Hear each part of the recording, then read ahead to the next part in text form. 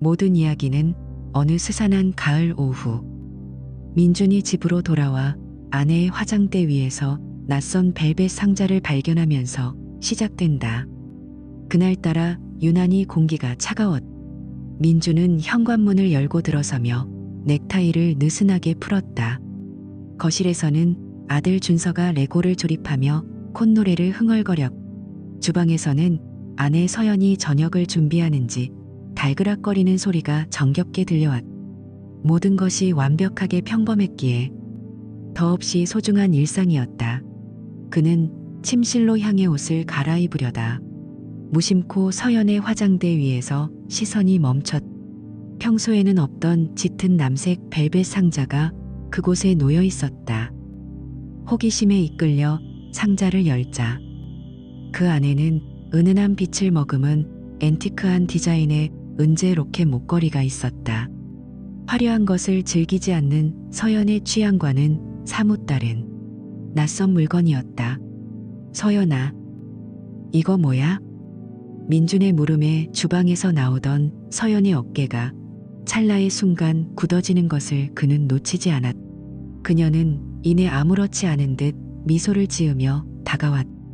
아, 그거? 엄마가 주셨어. 오래된 유품이라고. 루이? 그녀의 대답은 너무나 간단했다. 평소라면 이것저것 설명을 덧붙였을 그녀였.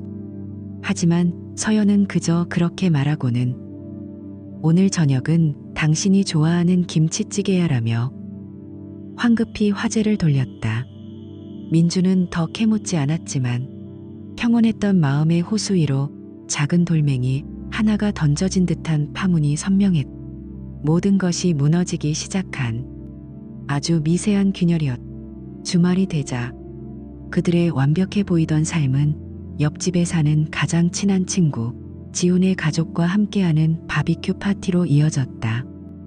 민준과 지훈은 회사 동료이자 서로의 모든 것을 털어놓는 막역한 사이였고 그들의 아내인 서연과 하윤 역시 친자매처럼 가까웠다.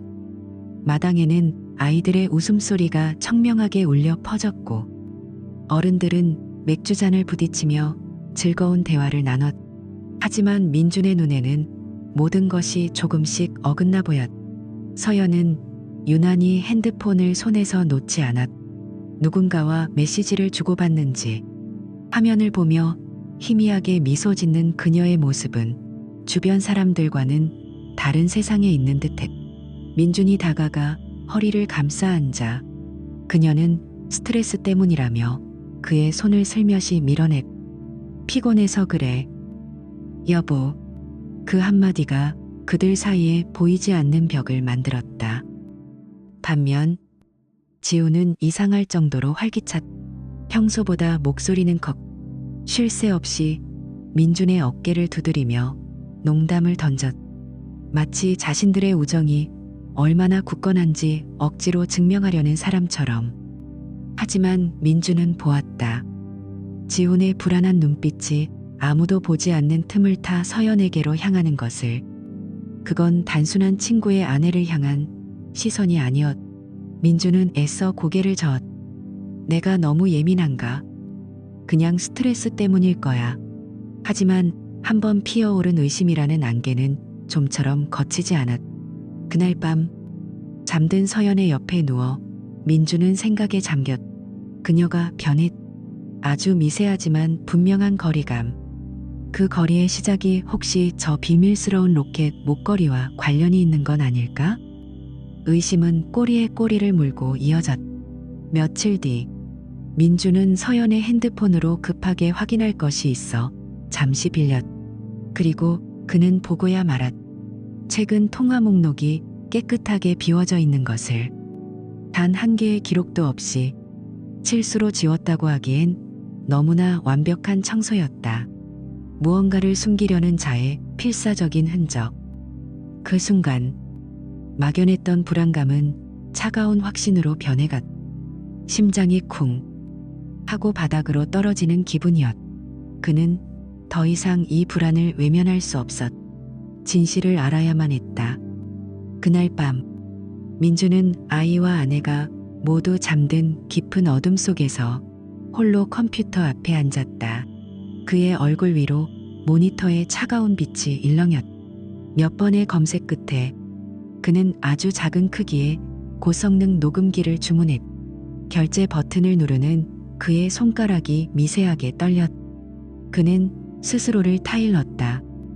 그냥 만약을 위해서, 정말 만약을 위해서야. 하지만 그는 알고 있었. 이 작은 기계를 그녀의 차에 숨기는 순간 자신들의 결혼 생활에 돌이킬 수 없는 선을 넘게 된다는 것을. 다음 날 아침 그는 출근하는 서연을 배웅하고 지하 주차장으로 향했. 손안에 든 차갑고 단단한 녹음기에 감촉이 낯설게만 느껴졌다. 그는 마치 자신의 삶에서 범죄자가 된 것만 같은 기분으로 아내의 차, 조수석 아래 깊숙한 곳에 그것을 밀어넣었. 일주일 후 민주는 자신의 서재, 그 짙은 어둠 속에서 홀로 앉아 헤드폰을 썼다. 그는 떨리는 손으로 플레이 버튼을 눌렀. 헤드폰 너머로 들려오는 모든 속삭임과 함께 그의 세상은 산산조각 나기 시작했다. 잡음 섞인 소리 너머로 너무나도 익숙한 두 사람의 목소리가 흘러나왔다. 그의 아내 서연, 그리고 그의 가장 친한 친구 지훈. 이렇게 다시 만나니까 옛날 생각난다. 지훈아, 우리 대학교 때 갔던 그 바다 기억나? 서연의 목소리에는 미세한 흥분과 짙은 그리움이 섞여 있었. 민준의 심장이 철렁 내려앉았다. 그 바다는 민준이 서연에게 청혼했던 바로 그 장소였. 내가 얼마나 보고 싶었는데. 민준이 형 볼 때마다 죄책감에 미칠 것 같아. 근데 멈출 수가 없어. 서연아, 널 보면 모든 걸 잊게 돼. 지훈의 목소리는 절박했. 이어지는 것은 짧은 침묵, 그리고 민준의 귀를 찢는 듯한 입맞춤 소리였다. 그는 숨을 쉴 수가 없었다. 헤드폰이 귀를 태울 듯 뜨거워졌고 방 안의 모든 것이 빙글빙글 도는 것 같았. 가슴을 짓누르는 고통에 신음조차 나오지 않았다. 배신감이라는 뜨거운 인두가 그의 심장을 지지는 듯했다. 며칠 전 술에 취한 지훈이 자신의 어깨에 기대며 형은 내게 친형이나 다름없어라고 말하던 순간이 떠올랐다. 그 위선적인 얼굴 위로 지금의 목소리가 겹쳐지자 역겨움에 속이 뒤틀렸. 눈물 대신 그 뜨거운 고통은 천천히 식어가며 얼음처럼 차갑고 강철처럼 단단한 무언가로 변해갔다. 모든 것을 파괴할 날카로운 분노였. 민주는 헤드폰을 벗어던지고 거울 앞으로 걸어갔다. 거울 속에는 슬픔에 찬 남자가 아닌 눈빛이 죽어버린 낯선 남자가 서 있었. 그는 속으로 중얼거렸다. 눈물은 사치다. 지금부터는 전쟁이다. 그는 더 이상 슬픔에 잠긴 피해자가 아니었다. 그의 머릿속은 복잡한 계산으로 가득 차기 시작했다. 이것은 단순한 슬픔으로 끝낼 일이 아니었. 완벽하고 잔인한 계획이 필요했. 그날 저녁 식탁의 분위기는 유난히 무거웠. 아들 준서는 일찍 잠자리에 들었고 식탁에는 민준과 서연 단둘만 남아 있었다. 김이 모락모락 나는 찌개와 정갈하게 차려진 반찬들. 모든 것이 어제와 똑같았지만 그 무엇도 예전 같지 않았. 수저가 그릇에 부딪히는 소리가 천둥처럼 크게 들렸다.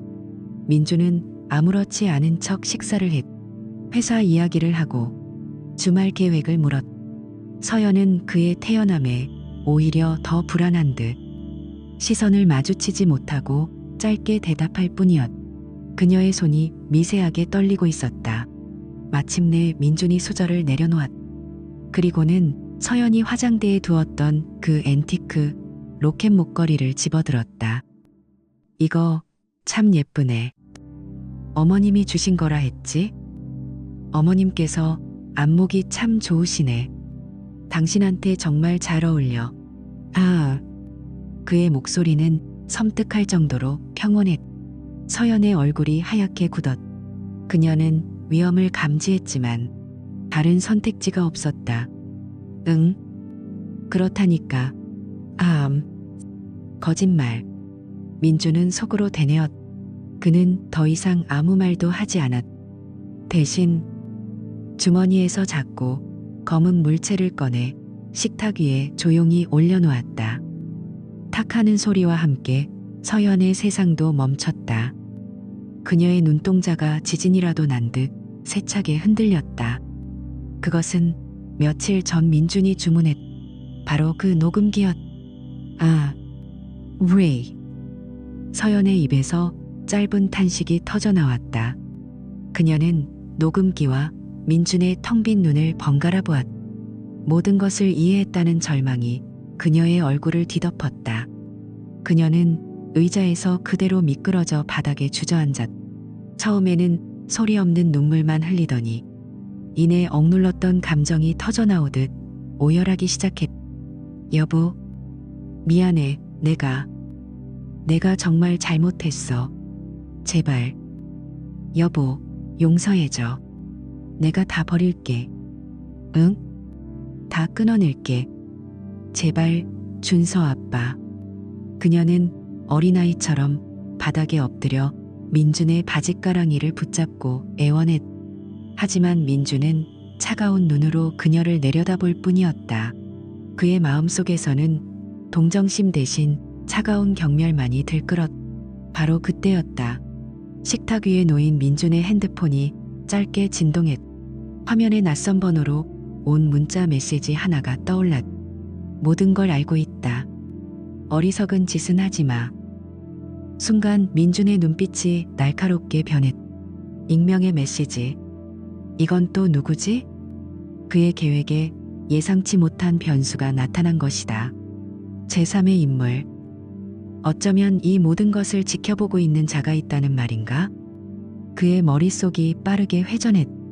분노, 배신감, 그리고 이제 새로운 변수로부터 오는 혼란까지. 만약 당신이 민준이었다면 이 익명의 문자를 보고 어떤 생각이 들었을까요? 민준은 아내의 울음소리를 더 이상 듣지 않았. 그는 핸드폰을 집어들고 익명의 메시지를 노려보다가 바닥에 엎드린 서연에게로 시선을 돌렸. 길고 긴 침묵 끝에 그의 입가에 이제껏 본 적 없는 기묘하고 서늘한 미소가 걸렸다. 네가 틀렸어. 그의 목소리에는 일말의 감정도 실려있지 않았.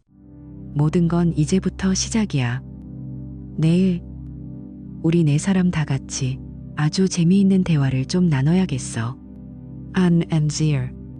민주는 아내의 울음소리를 더 이상 듣지 않았. 그는 핸드폰을 집어들고 익명의 메시지를 노려보다가 바닥에 엎드린 서연에게로 시선을 돌렸다. 그의 입가에 이제껏 본 적 없는 기묘하고 서늘한 미소가 걸렸. 네가 틀렸어. 그의 목소리에는 일말의 감정도 실려있지 않았. 모든 건 이제부터 시작이야. 내일 우리 네 사람 다 같이 아주 재미있는 대화를 좀 나눠야겠어. 다음 날 민준의 집 거실에는 숨막히는 침묵이 흘렀다. 아무것도 모르는 하윤은 어색하게 웃으며 무슨 일이냐고 물었지만 창백하게 질린 남편 지훈과 넋이 나간 사람처럼 앉아있는 서연을 보며 점차 표정이 굳어갔다.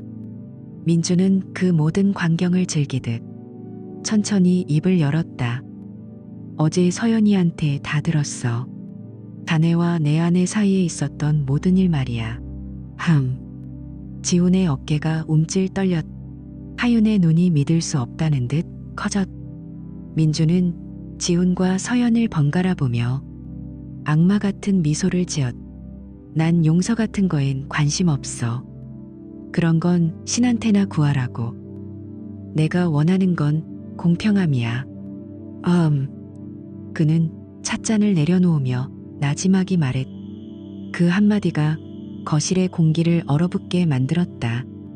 눈에는 눈, 이해는 이. 그리고 배신에는 배신. 내 아내를 내게 형 미쳤어? 지훈이 벌떡 일어나 소리쳤. 이건 아니야. 내가 다 잘못했어. 내가 죽을 죄를 지었다고. 제발. 하윤이는 아무 잘못도 없어. 하지만 민주는 지훈의 절규를 가소롭다는 듯 바라볼 뿐이었. 그는 주머니에서 핸드폰을 꺼내 화면을 밝혔. 거기에는 그들의 회사 인사팀과 윤리위원회 앞으로 보내는 메일이 작성되어 있었다. 제목은 박지훈 부장과 제 아내의 부적절한 관계에 대하여. 이 메일이 전송되면 어떻게 될까? 지훈아, 넌 회사에서 잘릴 거고 업계에 소문이 쫙 깔리겠지. 내 딸 예린이는 학교에서 바람난 아빠의 딸이라고 손가락질 당할 거고 하윤 씨는 평생을 배신감 속에서 살게 되겠지. 선택해. 이 모든 걸 감당할지 아니면 내 제안을 받아들여 이 비밀을 우리 넷만 아는 것으로 할지. 그것은 선택을 가장한 협박이었. 지훈은 온몸을 부들부들 떨며 주저앉았. 그의 옆에서 하윤은 상황 파악조차 되지 않는 얼굴로 공포에 질려 있었다. 서연은 고개를 숙인 채 죽은 듯이 앉아 있을 뿐이었. 지옥의 서막이 그렇게 올랐. 그날 밤 민주는 하윤을 데리고 도시 외곽의 허름한 모텔로 향했. 차 안에서 하윤은 한마디도 하지 않았. 그저 창밖의 어둠을 바라보는 그녀의 눈에서 눈물이 끊임없이 흘러내렸다. 모텔 방에 들어서자 민주는 차갑게 말했. 이건 복수야. 하윤 씨, 원망하려면 당신 남편을 원망해. 당신의 순진함과 내 아내의 욕정이 이 모든 걸 만들었으니까. 그는 하윤에게 다가갔다. 하윤은 필사적으로 저항했지만 공포와 절망에 빠진 그녀는 민준의 힘을 이겨낼 수 없었다. 그 밤 하윤의 세상은 무너져 내렸. 그것은 욕망이 아닌 오직 상대를 파괴하기 위한 잔인한 의식이었. 민주는 하윤의 망가진 모습을 보며 비틀린 만족감을 느꼈지만 동시에 그의 영혼 깊은 곳에서는 무언가 중요한 것이 함께 부서지고 있었. 같은 시각 민준의 집 텅 빈 거실에는 지훈과 서연만이 남아있었. 한때 그토록 애틋했던 공간은 이제 죄책감과 자기 혐오로 가득 찬 감옥이 되었다. 그들은 서로를 마주보지 못했다. 과거의 미래가 짜릿한 금단의 열매였다면 지금의 시간은 썩어 문드러진 의무일 뿐이었. 미안해, 서연아. 정말 미안해. 지훈이 겨우 입을 열었지만 서연은 아무 대답도 하지 않았. 그녀의 눈은 텅 비어 있었다. 그들은 서로의 몸을 탐했지만 거기에는 어떠한 열정도 사랑도 없었다. 오직 서로의 죄를 확인하고 함께 나락으로 떨어지고 있다는 끔찍한 현실만이 존재했. 한때 불타올랐던 사랑은 이제 서로에게 상처만 남기는 역겨운 행위로 전락했. 지옥 같은 밤이 지나고 희미한 새벽빛이 창문을 비췄다. 텅 빈 옆자리를 확인한 민주는 기계적으로 옷을 입고 모텔을 나섰다. 복수심에 불타올랐지만 마음속은 이상하리만치 공허했다. 그는 승리한 것이 아니었. 그저 또 다른 패배자일 뿐이었다.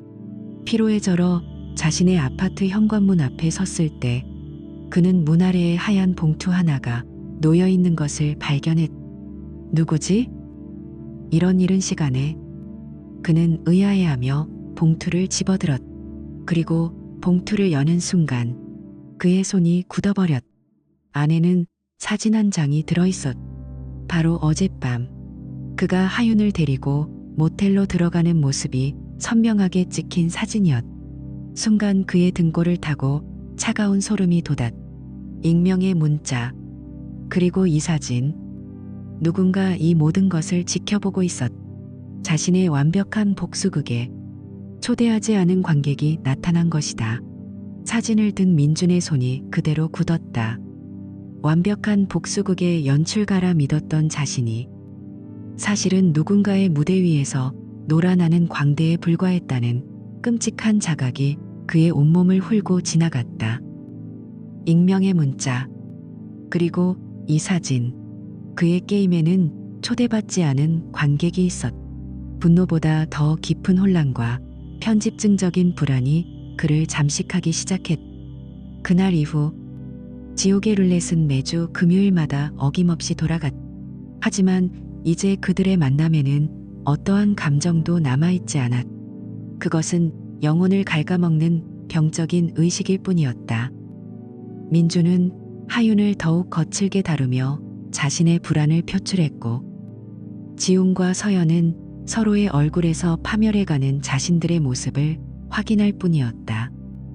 익명의 협박은 더욱 대담해졌다. 며칠 뒤 민준의 회사 우편함에는 또 다른 봉투가 도착했다. 안에는 지훈과 서연이 주고받은 애정 섞인 문자 메시지들이 날짜와 함께 상세히 프린트되어 있었다.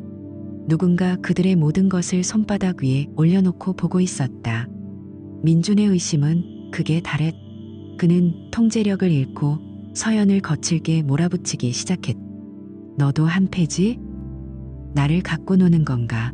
그의 폭력적인 모습에 서연은 공포에 질려갔고, 한때 연인이었던 지훈에게 의지하려 했지만 그 역시 민준의 감시와 죄책감 속에서 허우적대는 난파선의 조각일 뿐이었다. 그들은 은밀히 만나 함께 도망칠 계획을 세웠다. 가진 돈을 모두 모으고 아무도 모르는 곳으로 떠나자는 절박한 약속. 하지만 그들의 발목에는 민준이라는 족쇄와 정체 모를 감시자의 시선이라는 보이지 않는 족쇄가 채워져 있었다. 그들은 서로를 끌어안고 위로했지만 그 온기 속에서는 희망 대신 절망의 냄새만이 짙어질 뿐이었다. 네 사람 모두가 서서히, 하지만 확실하게 무너져 내리고 있었다. 하지만 단 한 사람, 가장 연약해 보였던 하윤만은 달랐다. 그녀는 말이 없어졌고 웃음을 잃었다. 늘 공허한 눈으로 허공을 응시하며 민준의 강압적인 요구와 남편의 기만적인 위로를 묵묵히 받아들였다. 그녀는 완벽한 피해자의 가면 뒤에서 이 지옥 같은 연극의 모든 것을 기록하는 가장 냉혹한 관객이자 가장 치밀한 증거 수집가였다.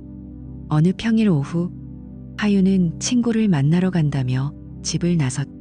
그녀가 향한 곳은 친구의 집이 아닌 도시 반대편에 위치한 한 법률 사무소였다.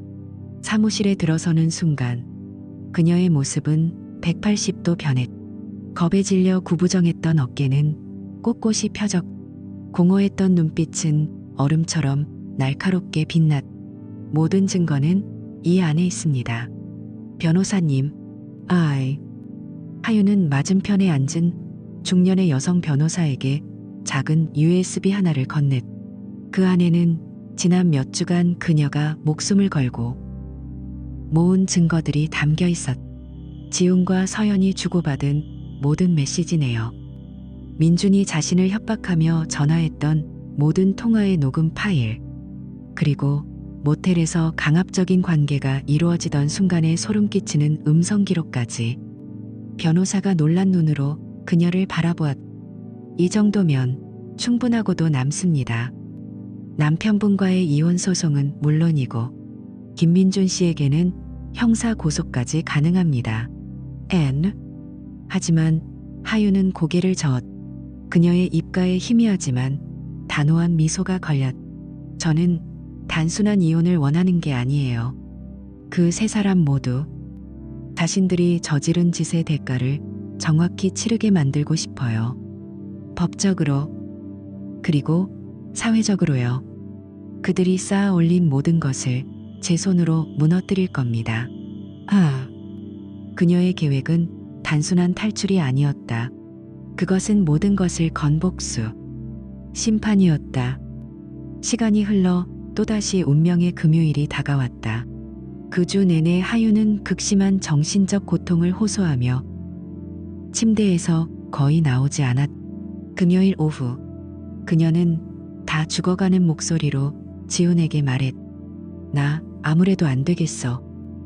주말 동안만이라도 엄마 집에 가 있을게.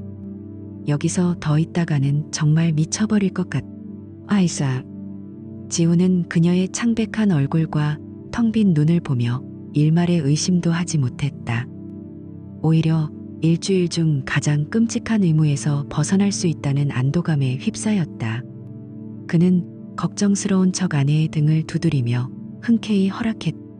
그래, 그게 좋겠어. 푹 쉬고 와. 내가 주말에 예린이 잘 돌보고 있을게. 응. 하윤이 작은 여행 가방을 끌고 현관을 나서는 순간 지훈은 참을 수 없는 해방감에 휩싸였다. 그는 아내가 완전히 사라지는 것을 확인하자마자 떨리는 손으로 핸드폰을 꺼내 서연에게 문자를 보냈다. 그 사람 갔어. 오늘 밤 우리 집으로 와. 그는 자신이 완벽하게 짜인 거미줄의 한가운데로 스스로 걸어 들어가고 있다는 사실을 까맣게 모른 채 초조하게 답장을 기다렸다. 그날 밤 지훈의 아파트는 안식처가 아닌 절망의 동굴이었다. 와인잔을 앞에 두고 마주 앉은 지훈과 서연 사이에는 어떠한 설렘도 없었다. 그들은 그저 서로의 눈에서 자신들이 갇힌 지옥의 깊이를 확인할 뿐이었다. 오늘 밤만이라도 다 잊자. 서연의 말이 공허하게 맴돌았다. 우리 정말 도망갈 수 있을까? 서연이 거의 들리지 않는 목소리로 물었다. 지훈은 힘없이 고개를 끄덕였지만 그의 눈에는 두려움이 가득했다. 민준. 그리고 정체를 알 수 없는 감시자. 그 보이지 않는 족쇄가 그들의 발목을 옥죄고 있었다. 바로 그때였다. 현관 도어록이 해제되는 소리가 정적을 갈랐다. 삐, 삐, 삐, 삐, 삐.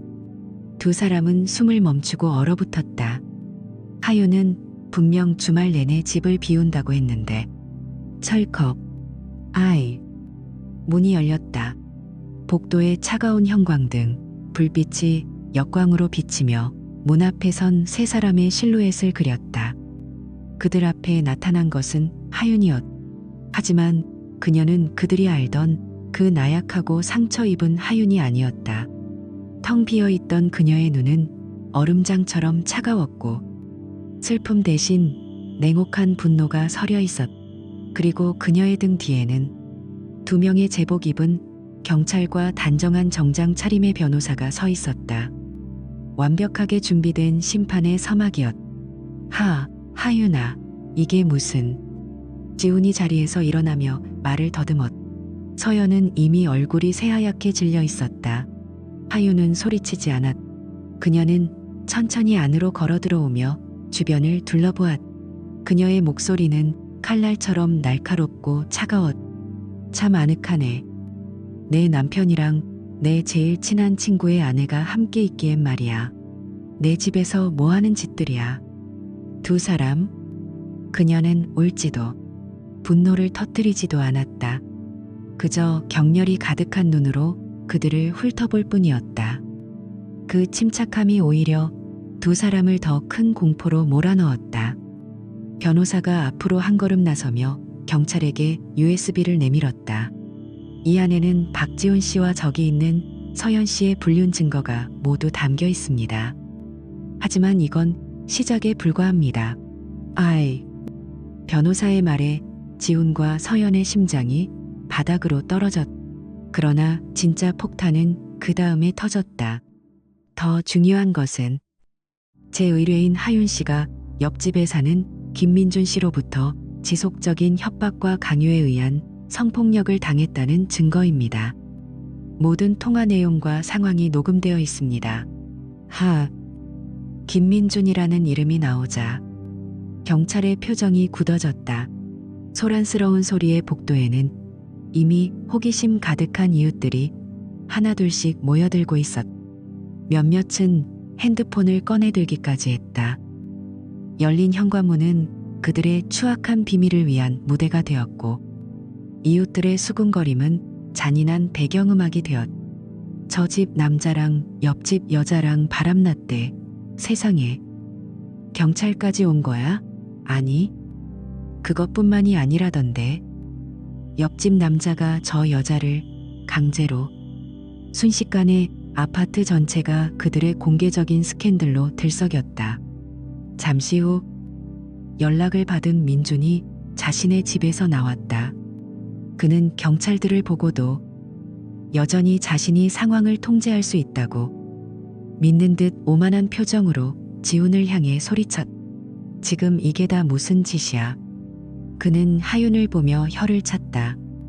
하윤아, 너 지금 제정신이 아니구나. 이리 와. 형님이 해결해 줄게.